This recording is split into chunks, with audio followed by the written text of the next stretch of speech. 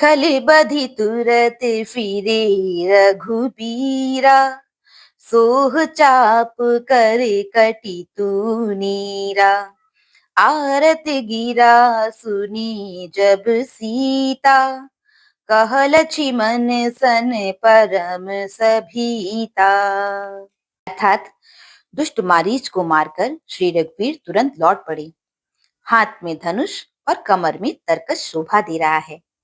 इधर जब सीता जी ने दुख भरी वाणी यानी मरते समय मारीच की हाँ लक्ष्मण की आवाज सुनी तो वे बहुत ही भयभीत होकर लक्ष्मण जी से कहने लगी, जाहु बेगी संकट अति भ्राता। लक्ष्मण बिहसी कहा सुनु माता। भृकुटि बिलास सृष्टि लय होई। सपने संकट परई की सोई। अर्थात तुम शीघ्र जाओ, तुम्हारे भाई बड़े संकट में हैं।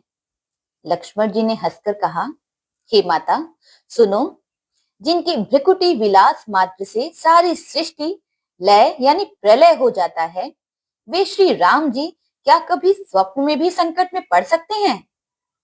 मरम बचन जब सीता बोला। हरि प्रेरित लक्ष्मण मन डोला। बन दिसि देव सौंपी सब काहू। चले जहां रावण ससि राहु। अर्थात इस पर जब सीता जी कुछ मर्म वचन यानी हृदय में चुभने वाले वचन कहने लगी, तब भगवान की प्रेरणा से लक्ष्मण जी का मन भी चंचल हो उठा।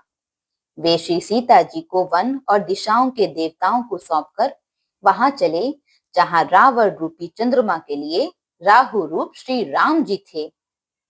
सून बीच 10 कंधर देखा। आवा निकट जति के बेशा। जाके डर सुर असुर डिराही। निसी न नींद दिन अन्न न खाही।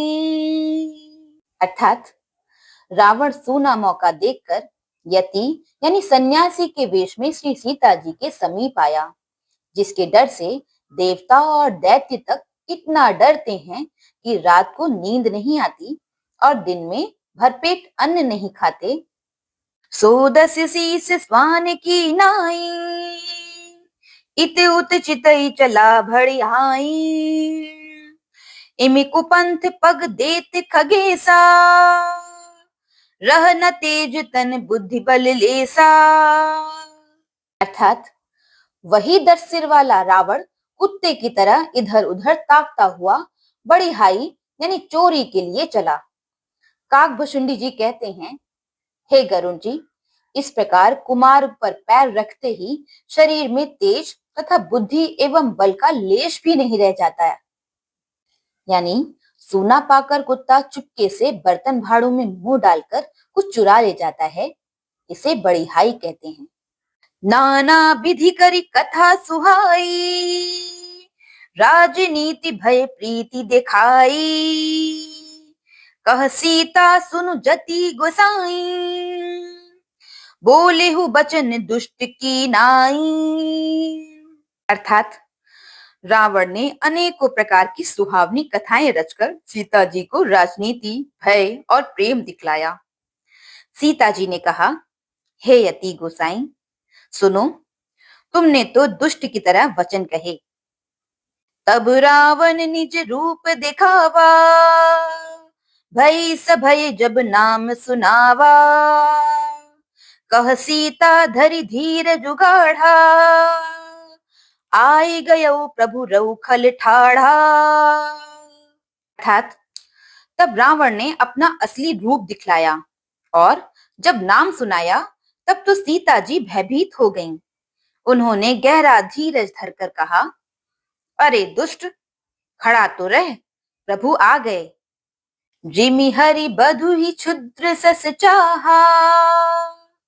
भयसी काल बस निसिचर नाहा।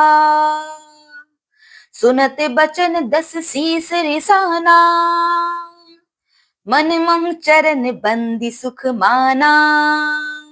अर्थात जैसे सिंह की स्त्री को तुच्छ खरगोश चाहे, वैसे ही अरे राक्षस राज, तू मेरी चाह करके काल के वश हुआ है। ये वचन सुनते ही रावण को क्रोध आ गया, परंतु मन में उसने सीता जी के चरणों की वंदना करके सुख माना। क्रोधवंत तब रावण लीन ही सी रथ बैठाई, चला गगन पथ आतुर, भई रथ हाँ की न जाई, भई रथ हाँ की न जाई। अर्थात फिर क्रोध में भरकर रावण ने सीता जी को रथ पर बैठा लिया और वह बड़ी उतावली के साथ आकाश मार्ग से चला, किंतु डर के मारे उससे रथ हाँका नहीं जाता था। बोलो सियावर रामचंद्र जी की जय।